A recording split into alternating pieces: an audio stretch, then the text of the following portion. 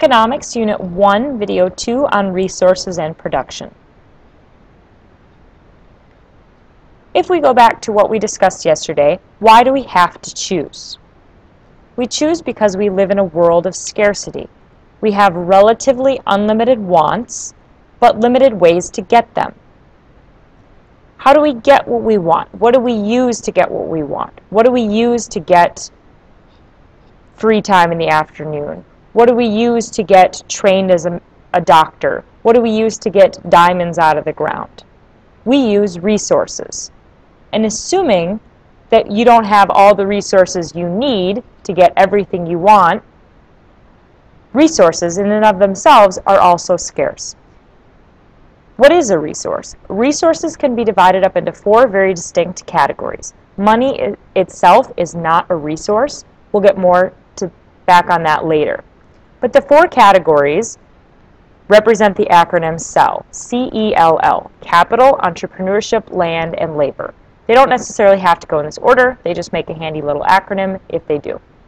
Capital. Capital are man-made tools like machines. This Pepsi machine, this Coke machine. Which one do you choose? How did they choose to make their machines the way they did?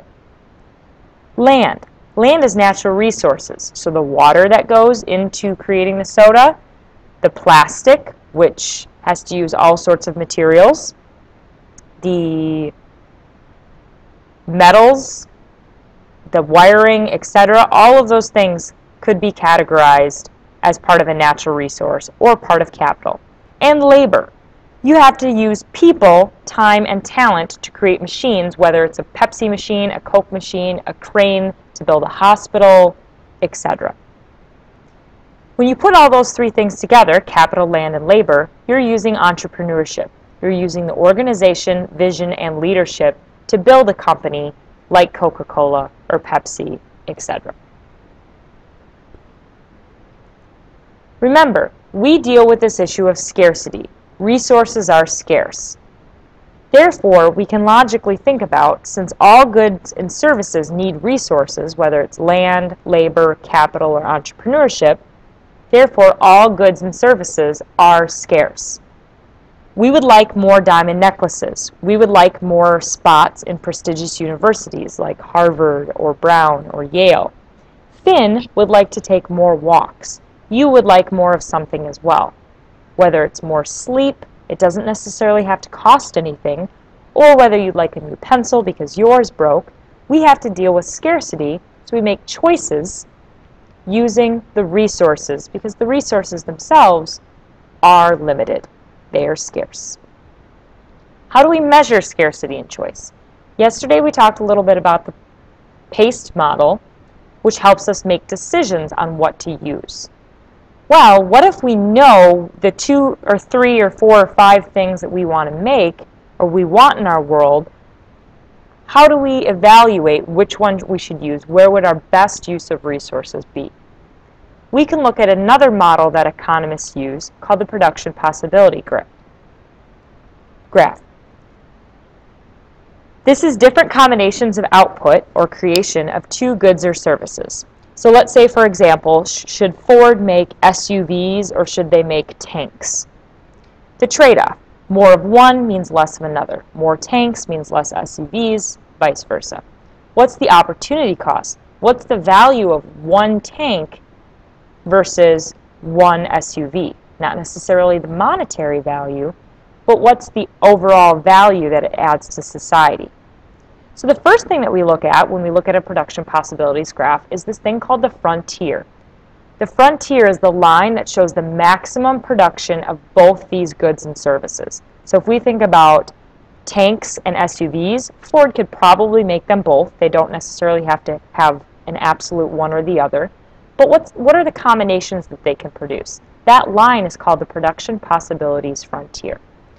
To bring it home for you a little bit, we'll use an example from your life. Scarcity and choice using resources in your own life.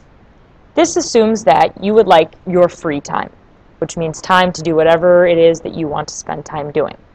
You would also like a decent GPA. Decent to you could mean enough to graduate, enough to pass class, enough to get into a certain 2-year or 4-year school, etc.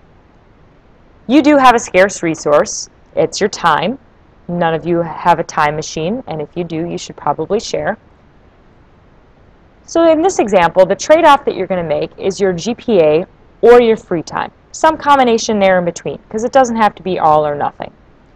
The opportunity cost is the value of the other in reference to the one that you chose.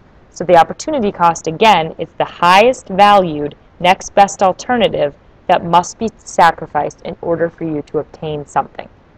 So if the GPA is super important to you, the next best alternative to spend time working on schoolwork is to do something that you would choose to do, free time.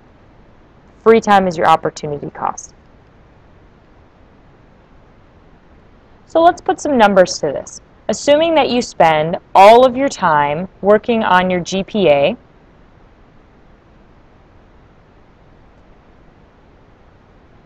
you would probably have a 4.0 if you work really hard, which means you would probably have very little, if any, or zero free time.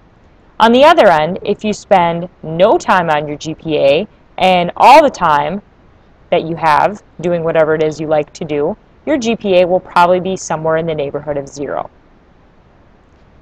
If we take a look at these, this table right here represents the production possibilities for you to produce. Can you produce GPA, free time, or some combination there in between? And that depends on what your choice depends on what your goal is. So if we simply graph this, I have the GPA on one axis, on leisure on the other. I can see that I have 0 to 100% of time on free time, and a GPA of 0, which is an F, all the way up to a 4.0, which is an A. This line, this blue line right here, represents the production possibilities frontier, or PPF, as economists like to make acronyms too. This represents the total amount that you can maximize your time producing GPA, leisure, or some combination there in between. Anything to the left of this curve, anything inside this curve, is what we call possible. You can create any combination there in between. So let's say, for example, you decide that you're happy with a 2.0 and you're happy with spending just half of your time as free time. You can create this point. More on that here in just a minute. This graph down here on the right shows a very similar thing. The amount of leisure time added takes away from your GPA. So the more leisure time, you can see the lower your GPA and your grade. How much leisure time is indicated based on how much time you spend working on your GPA.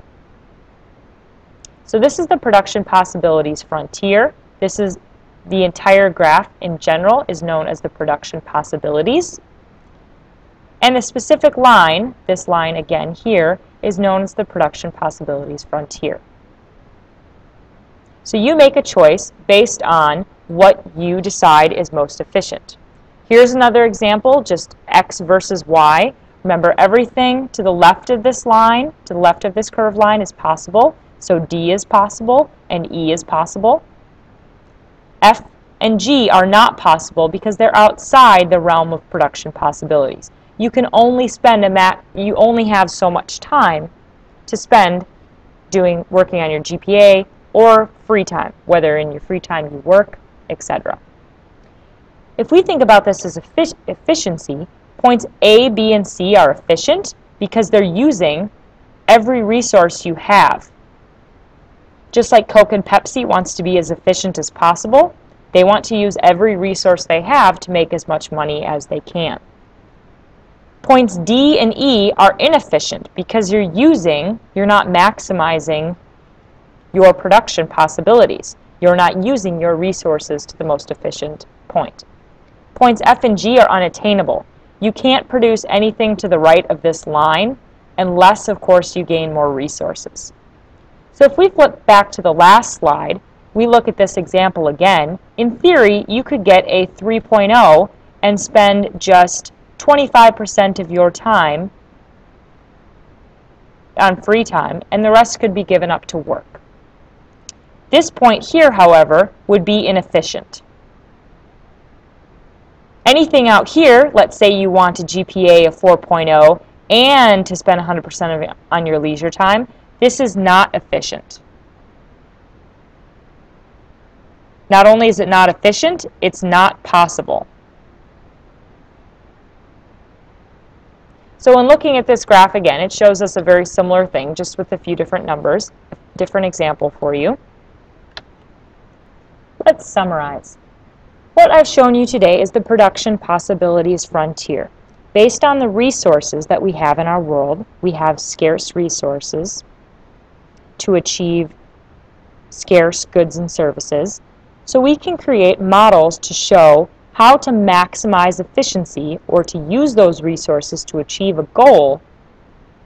In this case, we use GPA versus your leisure time.